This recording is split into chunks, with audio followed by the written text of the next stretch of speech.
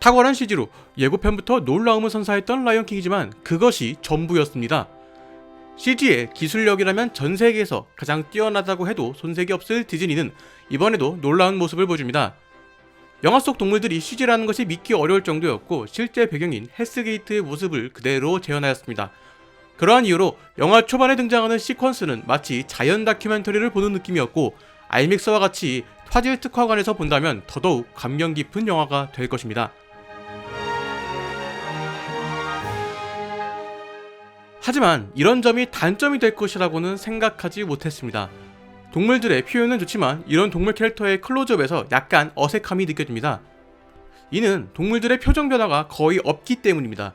기술의 문제보다는 표현의 문제라는 생각이 드는데 실제로 동물들은 인간과 같은 표정을 가지고 있지 않기 때문에 그 표정을 표현하기가 어려웠을 것이라고 생각이 듭니다.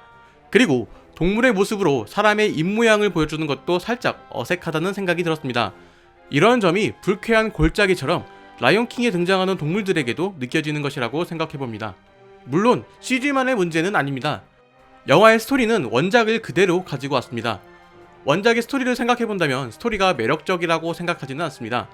애초에 어린이 애니메이션으로 만들어진 영화라는 점과 90분이라는 짧은 러닝타임을 가진 것을 생각해보면 원작의 스토리를 실사화 영화에 그대로 가지고 오는 것은 다소 무리가 있었다는 생각이 듭니다. 원작 애니메이션과 같이 어린이를 위해서 만들어진 영화라면 이 정도 스토리라인은 어느 정도 이해할 수 있습니다.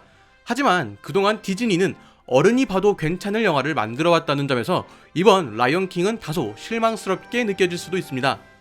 설사 같은 스토리를 가져온다고 하더라도 실사 영화를 통해서는 캐릭터의 고민이나 생각이 잘 보이도록 재구성해야 어른들도 흥미를 가질 수 있습니다. 영화 알라딘은 원작과 비슷한 스토리를 보여주고 있지만 인물이 가지고 있는 고민에 대한 표현이 괜찮았습니다. 특히 자스민의 스피치리스는 원작에는 없었지만 현대의 자스민 캐릭터를 고려했을 때는 필요한 노래였습니다. 그리고 그 음악 덕분에 자스민 캐릭터가 잘 살았다고 생각이 되고 그 성격이 영화의 결말까지 이어지는 중요한 역할이 되었습니다. 뮤지컬 영화로 생각해보면 동물들이 노래를 부른다는 설정 자체가 낯설게 느껴질 수도 있습니다. 그리고 뮤지컬에 필수적으로 들어가는 안무에 대한 표현도 동물의 행동으로는 그 표현이 제한적이라는 것도 하나의 문제점으로 보입니다. 음악 자체가 중요하지만 그 음악이 보이는 것과 어우러지는 것이 영화 혹은 뮤지컬의 매력이지만 그 매력을 100% 살리지 못한 것이 바로 영화 라이언킹의 단점입니다.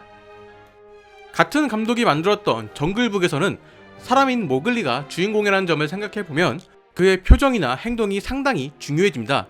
그리고 영화 속에 등장하는 동물들 또한 동물들 자체가 가지고 있는 성격이 그대로 반영되기 때문에 비교적 자연스러운 표정과 모글리의 리액션 장면으로 상황이나 분위기를 대체할 수 있었습니다.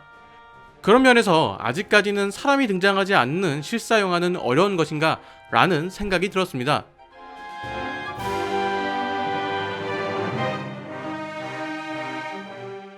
영화를 보기 전까지만 해도 2번 정도 보고 자세한 리뷰를 쓸 생각이었습니다.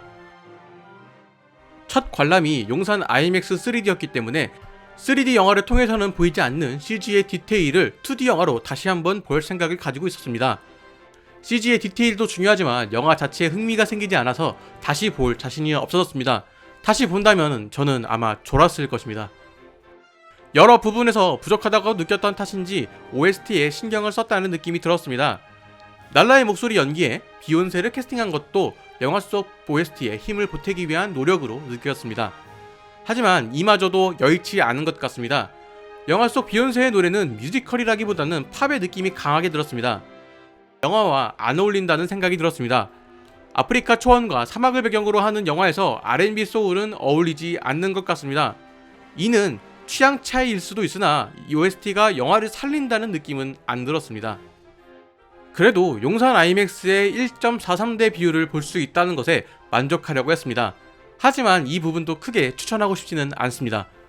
기존 1.43대 1의 비율로 상영했던 덩케르크와 퍼스트맨과 비교를 하자면 그 효과는 극적이지 않습니다. 영화의 작품성을 떠나서 두 영화는 IMAX 비율을 제대로 활용했다고 생각이 드는 영화입니다. 이는 단순히 시각적인 화려한 효과를 위해서만 존재하는 것이 아니라 영화를 표현하는 하나의 장치로 잘 활용되었던 영화라고 생각합니다. 특히 퍼스트맨은 용산 아이맥스에서 보는 것이 아니면 제대로 보는 것이 아니라고 할 정도로 그 활용도가 아주 좋은 영화였습니다.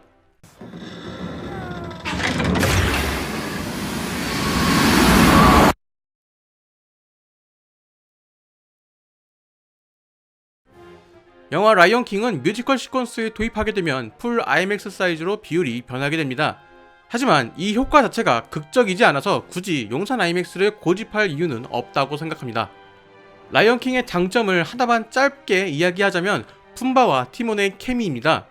영화를 보는 동안 그나마 관객 반응이 좀 나왔던 장면이기도 하면서 그나마 집중이 되는 장면들이었습니다.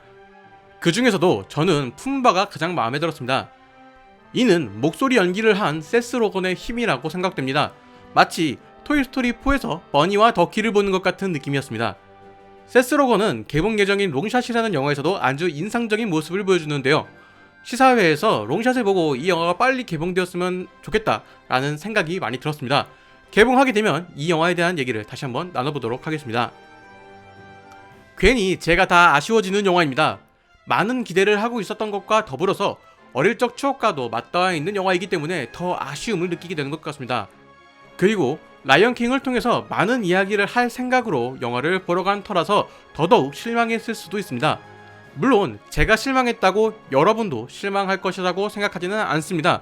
하지만 기대보다는 떨어지는 영화가 될 것이라고 생각합니다. 영화를 보고 난 뒤에 생각나는 것은 CG로 표현된 동물들의 모습 말고는 인상적인 장면이 없었다는 것이 그저 아쉬울 뿐입니다.